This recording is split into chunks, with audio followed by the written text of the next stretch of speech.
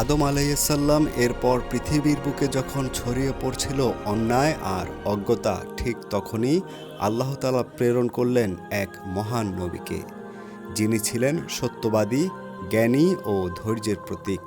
তিনি সেই নবী যাকে আল্লাহ বলেছেন, আমি তাকে উচ্চ মর্যাদায় উন্নীত করেছি। কে ছিলেন এই মহামানব? কী ছিল তার দাওয়াত? কেন তাকে আসমানে উত্তোলন করা হয়েছিল? আজকের এই প্রতিবেদনে আমরা জানব হযরত ইদ্রিস আলাইহিসসালামের বিস্ময়কর জীবনী, কুরআন ও হাদিসের আলোকে। আদম আলাইহিসসালামের পর বহু বছর কেটে গেছে, মানুষের সংখ্যা বেড়েছে, সভ্যতা গড়ে উঠেছে, কিন্তু সেই সঙ্গে বেড়েছে অন্যায়, পাপ আর অবাধ্যতা। মানুষ ভুলে যেতে শুরু করেছিল এক আল্লাহর ইবাদত। ঠিক তখনই আল্লাহ তাআলা প্রেরণ করলেন এক বিশেষ মানুষকে, তার নাম ইদ্রিস। তিনি ছিলেন নীরব, চিন্তাশীল, গভীর জ্ঞানের অধিকারী। রাতের অন্ধকারে তিনি আকাশের তারকাগুলোর দিকে তাকিয়ে ভাবতেন সৃষ্টিকর্তার মহিমা নিয়ে। দিনে তিনি মানুষকে ডাকতেন সত্যের পথে।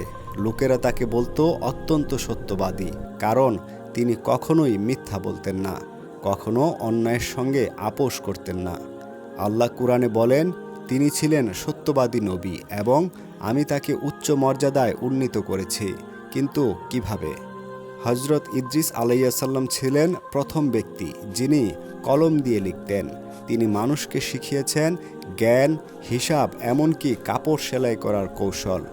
একদিন যখন চারদিকে অন্যায় চরমে পৌঁছায়, তিনি মানুষকে সতর্ক করে বললেন, তোমরা ফিরে আসো তোমাদের প্রভুর দিকে, না হলে শাস্তি অবধারিত।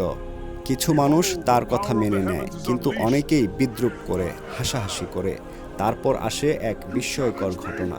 হাদিসে বর্ণিত আছে, রাসূলুল্লাহ সাল্লাল্লাহু আলাইহি ওয়াসাল্লাম যখন মিরাজের রাতে আসমানে গিয়েছিলেন, তিনি চতুর্থ আসমানে দেখা পান হযরত ইদ্রিস আলাইহিসসালামের। ভাবুন তো, একজন নবী যাকে আল্লাহ দুনিয়া থেকে তুলে আসমানে স্থান দিয়েছেন। এটি কি শুধু সম্মান, নাকি তার ধৈর্য, সত্যবাদিতা আর অবিচল ঈমানের পুরস্কার? ইদ্রিস আলাইহিসসালামের জীবন আমাদের শেখায়, জ্ঞান অর্জন ইবাদতের অংশ।